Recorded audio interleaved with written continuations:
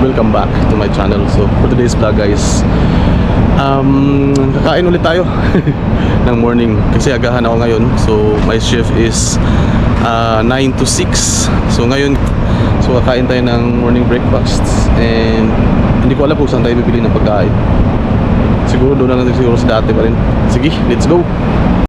Grabe yung sikat ng araw ngayon. Pero hindi na siya mainit guys. Siguro nasa mga 30 degrees na lang ngayon. Kung tingnan mo, sikat ng araw. Sobrang sikat na araw, no? 8:30 pa lang dito sa Kuwait. So order pala tayo ngayon guys ng chicken fried rice.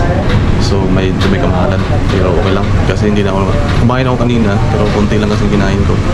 So kakain tayo ulit ngayon para mamaya pagka mag-break ako ng mga alas 12, hindi ako gutumin kasi may birthday party kami ngayon.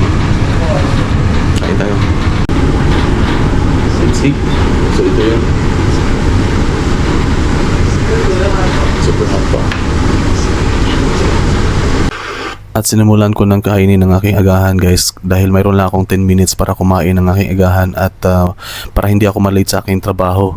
So kahit mainit, pilit ko siyang inunguya at sinusubo sa aking bibig dahil sa kailangan kong magmadali dahil may 10 minutes na lang ako para habulin yung oras ko at hindi ako malate sa aking biometric. So kinain ko pa rin siya at umorder rin ako ng karakti dyan dahil pampatanggal antok yan guys dahil maaga nga ang pasok ko at medyo kulang yung tulog ko dahil kagahapon closing ang schedule ko from 12 to 9. So bandang alas 10 na ako dumating ng bahay kagabi. So minabuti ko na hindi na ako magluto ng aking agahan at dyan na lang ako kain kinabukasan dyan sa paborito kong restaurant.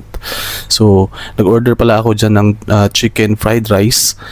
Usually hindi ako kumakain ng kanin guys, pero nagkanin ako dyan dahil baka kasi malate na naman akong kakain at mayroon kaming birthday party. Kailangan ko ng energy sa trabaho dahil ika nga 2 oras yung birthday party mag-cater.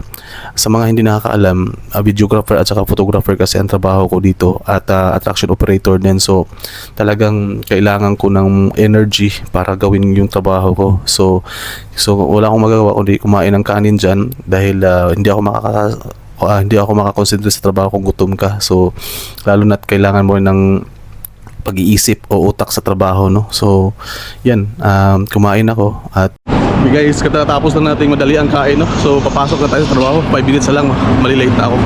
So let's go, habulin na natin. Hi guys. Sakto.